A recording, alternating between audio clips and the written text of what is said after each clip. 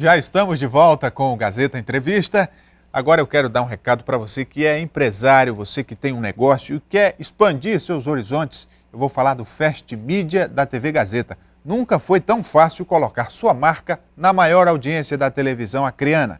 Entre no site agazeta.net, clique no banner do Fast Media. É fácil, simples e rápido. Basta escolher seu plano de mídia nas opções disponíveis, preencher com seus dados e nós entraremos em contato para desenvolver a melhor proposta para a sua empresa. Seja qual for o seu segmento, o tamanho da sua empresa, chegou a hora de valorizar sua marca, aumente suas vendas, valorize o seu negócio, aproveite o Fast Media da TV Gazeta. É só ir lá no nosso site, tem todas as informações. E a gente continua a nossa conversa com o professor e historiador Marcos Vinícius, falando da história do Acre neste dia 6 de agosto, em que se comemora os 112 anos da Revolução. Nós estávamos falando das negociações do Barão do Rio Branco com a Bolívia para que, de fato, o Acre passasse a ser território brasileiro. E aí existe a história oficial, aquela que está registrada, mas há também a história extraoficial e corre muita informação a respeito do que aconteceu naquela época. Algum caso interessante, professor? Tem vários. A gente estava falando do Barão do Rio Branco, que pagou à Bolívia os 2 milhões de libras esterlinas e a promessa de construir a ferrovia Madeira-Mamoré, mas envolvendo o próprio Barão do Rio Branco, tem uma historinha que é o tal do mapa da linha verde. Né? Esse mapa, o mapa da linha verde, seria decisivo nessas negociações, porque nele restava comprovado, sem nenhuma sombra de dúvida, que o Acre era da Bolívia. Então o Barão do Rio Branco deu um jeitinho de desaparecer com o mapa durante as negociações. E aí, mas cadê o mapa? Não, o mapa não existe, extraviou, roubaram, sumiu. E depois de assinar o Tratado de Petrópolis, milagrosamente o mapa tornou a aparecer. Apareceu, e aí o Acre já era da Bolívia, já estava tudo resolvido o problema, enfim. Pois é, e aí a gente seguindo essa linha do tempo, né? Quer dizer, depois disso o Acre começou a receber brasileiros de todo o país, o próprio governo mais tarde começou a incentivar a colonização dessa região. E como é que foi essa fase posterior? Olha, o Acre sofreu muito de uma certa maneira e foi um castigo muito grande, porque assim que terminou a Revolução Acreana, ficou uma discussão muito grande do que fazer com o Acre. O Amazonas queria que o território acreano fosse anexado ao estado do Amazonas, que tinha posto muito dinheiro na Revolução. E todo o imposto da borracha, que era muito dinheiro, ia todo para os cofres do Amazonas. Já o governo brasileiro não queria isso porque ia desequilibrar a disputa com o Pará, tinha uma oposição do Pará e os acreanos queriam que fosse um estado. Ninguém ficou satisfeito nessa história porque o governo brasileiro decidiu criar o território federal do Acre, que condenou os cidadãos brasileiros a serem tutelados. Então o Acre não tinha governo próprio, era governado a partir do Rio de Janeiro, todo o imposto da borracha, a fortuna da borracha, ia para os cofres federais e restava uma migalha para o Acre. Então, assim que acabou a Revolução Acreana, o Acre se tornou um lugar tutelado de segunda categoria dentro do próprio Brasil, uma situação que durou até 62. Professor, na sua avaliação, o ciclo da borracha, que foi o que todo mundo conhece em termos de economia, né? O que gerou de recursos, no entanto, esses recursos não ficaram no Estado ou nem sequer parte deles foram investidos aqui, tanto que algumas décadas atrás a nossa população vivia em condições paupérrimas. Isso. O senhor acha que foi injusto com o Acre, o ciclo da borracha?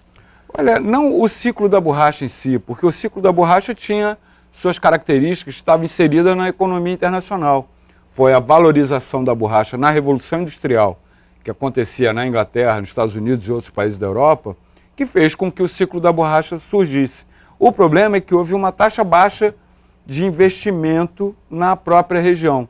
Manaus é um grande exemplo disso. Se construiu o Teatro Amazonas, suntuoso, se pagava óperas extraordinárias. Dizem que os paralelepípedos em volta do Teatro Amazonas eram todos atapetados com borracha para as carruagens não fazerem barulho e não atrapalharem na ópera que acontecia ali dentro. Mas não houve investimento de infraestrutura, não houve investimentos em outros ramos da economia. Assim que a Inglaterra fez o ato de pirataria de plantar a borracha na Malásia, no Sudoeste Asiático, o ciclo da borracha acaba e os exportadores, os financiadores, os grandes bancos, todos migram para lá E esse capital não acumulado, então, na Amazônia acaba fazendo muita falta e a Amazônia toda entra numa crise. Então, não foi só com o Acre. Esses efeitos da crise do ciclo da borracha atingiram toda a Amazônia. E aí, mais tarde, o Estado é elevado à categoria de Estado, efetivamente. No caso, o território passa a ser Estado, isso há pouco mais de 50 anos, e aí a gente passa a fazer parte do Brasil como uma unidade federativa. Exatamente, mas foi preciso muita luta. De 1904, quando foi criado o primeiro território federal da história do Brasil, que foi o Acre, até 1962, foram 58 anos de lutas autonomistas, algumas inclusive revoltas armadas, em Cruzeiro do Sul, em Sena Madureira, depois em Rio Branco, sempre reprimidas pelo governo federal. E aí já depois do segundo ciclo da borracha, durante a Segunda Guerra Mundial, então finalmente se conquista o direito a ser um Estado autônomo da federação.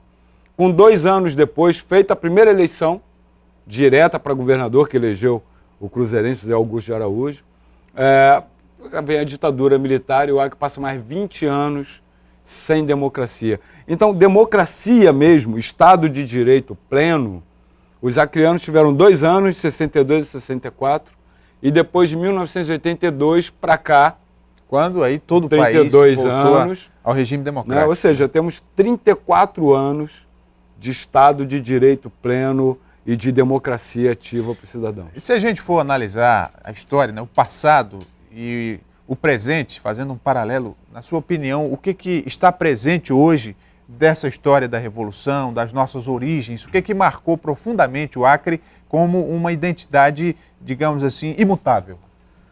Olha, a identidade imutável não é possível, porque a cultura é dinâmica, né? Então o Acre está sempre mudando.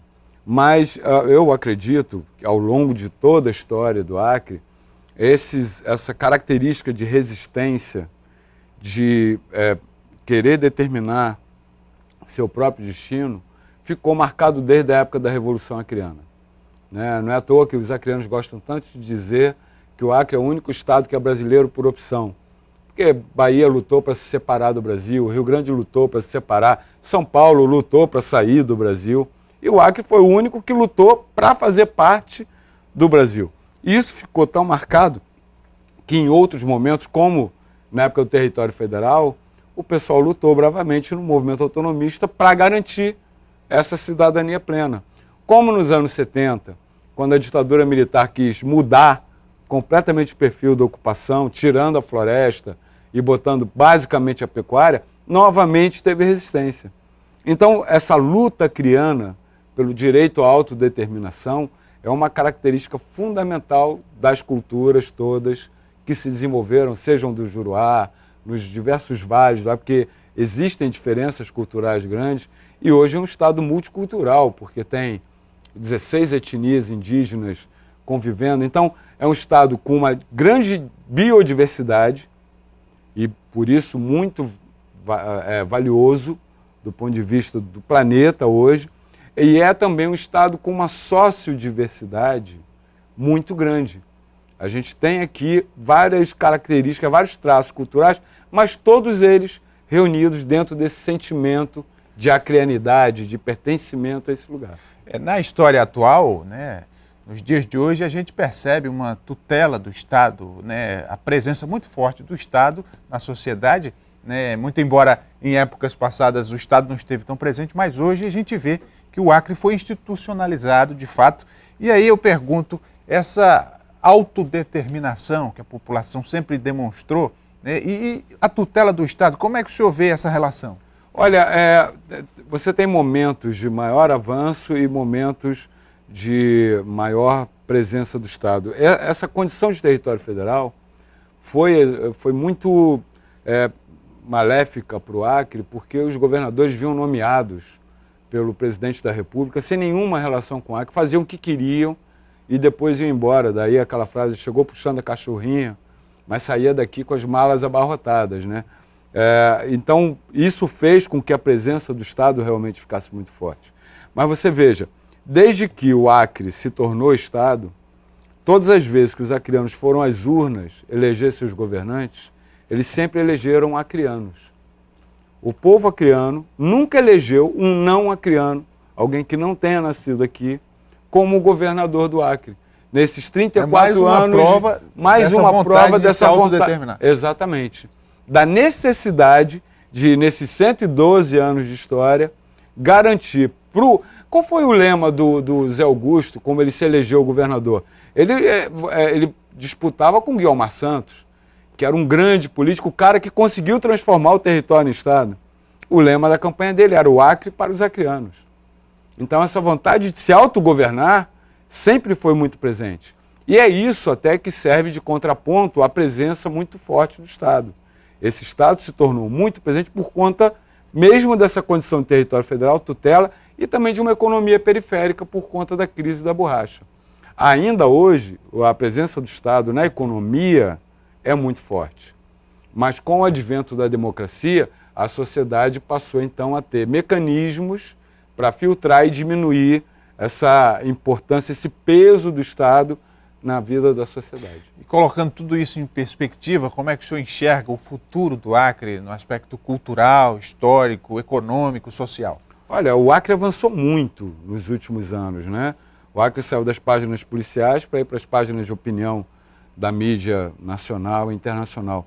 O Acre, semana que vem, vai até acontecer um evento de governadores de estados subnacionais discutindo a legislação ambiental do Acre, que hoje é um modelo para os outros estados da Amazônia e até para outros países. O CISA, né, que é a Lei de Serviços Ambientais do Acre, negociação de crédito de carbono. Então, a gente vive na Amazônia. O mundo inteiro tem interesse no que acontece na Amazônia. Traçando um caminho concreto para esse ser amazônico, para o desenvolvimento sustentável do Estado, para a garantia da melhoria de vida, a inclusão social da população, eu acho que o Acre tem feito um belo caminho que merece ter continuidade aí nos próximos anos para que ele possa avançar ainda mais nessa situação de referência em relação à Amazônia. Para a gente encerrar, professor, um pouco sobre aquela frase, não é festa, é revolução. Exatamente, é porque no dia 6 de agosto, hoje, é feriado na Bolívia.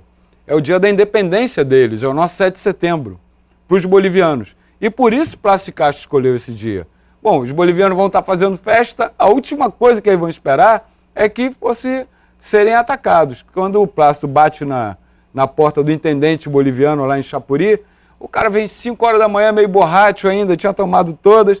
Não, é temprano para a festa. Aí o Plácido, não é festa, seu intendente, é revolução. E o senhor está preso. E assim começou essa etapa da revolução. E desde então a gente sempre faz festa nesse dia, né? Muito bem, conversei aqui com o professor Marcos Vinícius, nos dando uma aula de história do Acre. Obrigado, professor. Imagina, é um prazer.